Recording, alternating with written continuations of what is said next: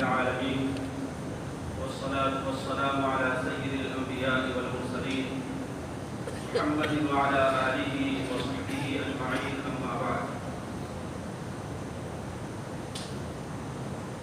أعوذ بالله من الشيطان الرجيم بسم الله الرحمن الرحيم والله أخرجكم من بطون أمهاتكم لا تعلمون شيئا وجعل لكم السمع والأبصار والأفئدة لعلكم تشكرون.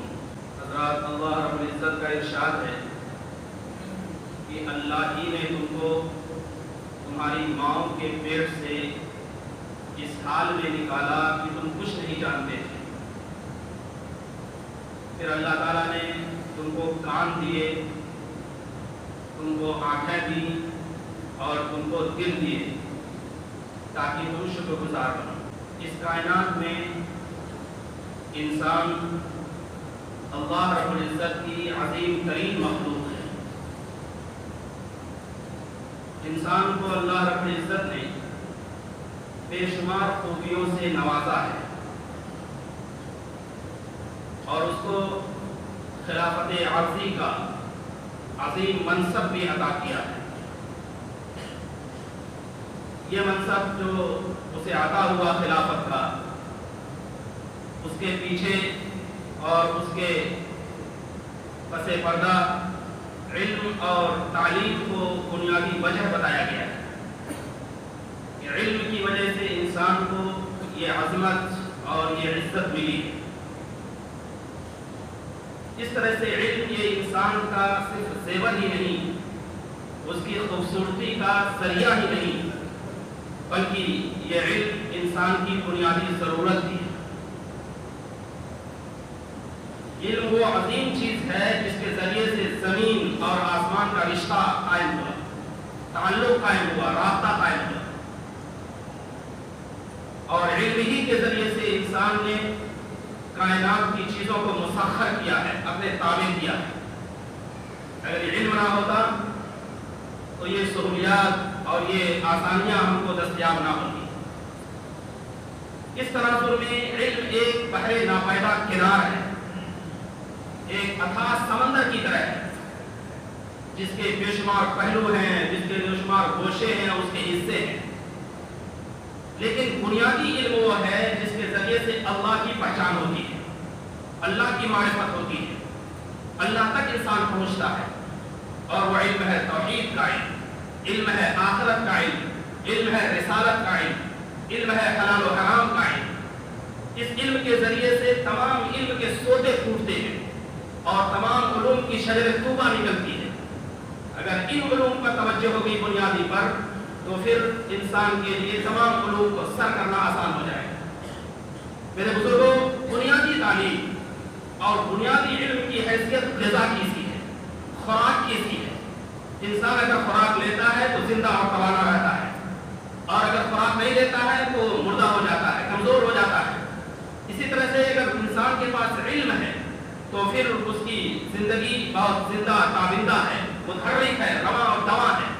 اور اگر اس کے پاس علم نہیں ہے تو بس مردہ ہے, وہ کمزور ہے اور ناتواں ہے. جس طرح سے آگ اور پانی اور ہوا انسانی زندگی کے لیے ضروری ہے, ایسے علم بھی انسانی زندگی کی روحانیت کے لیے ضروری ہے. سورہ انعام میں اللہ رب العزت نے اس کو مثالوں سے سمجھایا ہے. اللہ رب العزت کا ارشاد ہے, اَوَمَنْ كَانَ مَيْتًا فَأَحْيَيْنَاهُ وَجَعَلْنَا لَهُ نُورًا يَمْشِي بِهِ فِي النَّاسِ كَمَنْ مَثَلُهُ فِي الظُّلُمَاتِ لَيْسَ بِخَارِجٍ مِنْهَا.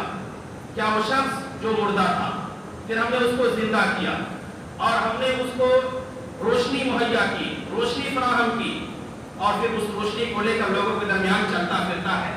کیا یہ شخص اس شخص کی طرح ہو سکتا ہے جو تاریکیوں میں ادھر ادھر پھر رہا ہو اور اس سے نکلنے والا نہ؟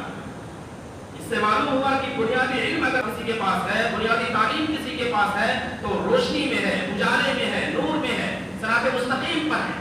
لیکن اگر کوئی شخص بنیادی تعلیم سے محروم ہے تو اس کا مطلب وہ ظلمت میں ہے, اندھیرے میں ہے اور صحیح راستے پر نہیں ہے.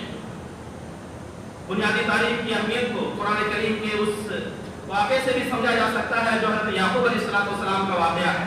انہوں نے اپنے مرض وفات میں اپنے بچوں کو جمع کیا اور ان سے سوال کیا. ظاہر ہے کہ ان کے جو بچے تھے وہ انبیاء کی اولاد تھے ان کے والد خود نبی تھے، ان کے دادا نبی تھے، پردادا نبی تھے، ایسے موقع پر عقیدے کے خراب ہونے کا کوئی خطرہ نہیں تھا، نسلوں تک عقیدے کی بقا کا کے بارے میں سوچا جا سکتا ہے۔ لیکن یعقوب علیہ السلام مطمئن نہیں ہوئے، انہوں نے اپنے سامنے اپنے بچوں سے قول و قرار لیا، وعدہ لیا، ما تعبدون من بعدی، میرے بعد تم کس کی عبادت کرو گے، کس کو پوجو گے؟ وہ بچے بھی اور وہ لڑکے بھی بڑے ہوشیار تھے، انہوں نے برملا جواب دیا، نعبد الہک، ہم آپ کے معبود کی عبادت کریں گے، وَإِلَٰهَ آبَائِكَ إِبْرَاهِيمَ وَإِسْمَاعِيلَ وَإِسْحَاقَ، اور اسماعیل اور اسحاق اور ابراہیم کے معبود کی عبادت کریں گے، الہ واحد، ایک معبود کی، اور اس کے ساتھ ہم کسی کو شریک نہیں کریں گے۔ یہ وہ جواب تھا جس کے ذریعے یعقوب علیہ السلام مطمئن ہوئے اور انہوں نے ٹھنڈی سانس لی۔ اس طرح سے یہ واقعہ قرآن میں صرف زیب داستان کے لیے، صرف واقعہ نگاری کے لیے نہیں ہے، بلکہ یہ لمحہ فکریہ ہے اور فکر کا ایک موضوع ہے جس کو اس سلسلے میں ہم غور کر سکتے ہیں اور سوچ سکتے ہیں۔ حضرت مولانا رحمۃ اللہ علیہ اسی بنیادی تعلیم کے سلسلے میں ایک واقعہ نقل فرمایا کرتے تھے، اور وہ واقعہ یہ ہے کہ ایک مرتبہ چند نوجوان سیر و تفریح کے لیے نکلے اور سیر و تفریح کے موڈ میں تھے۔ راستے میں ایک دریا پڑا، دریا کو پار کرنے کے لیے کشتیوں کی ضرورت تھی، انہوں نے کشتیوں کا سہارا لیا، چنانچہ وہ کشتی پر سوار ہوئے۔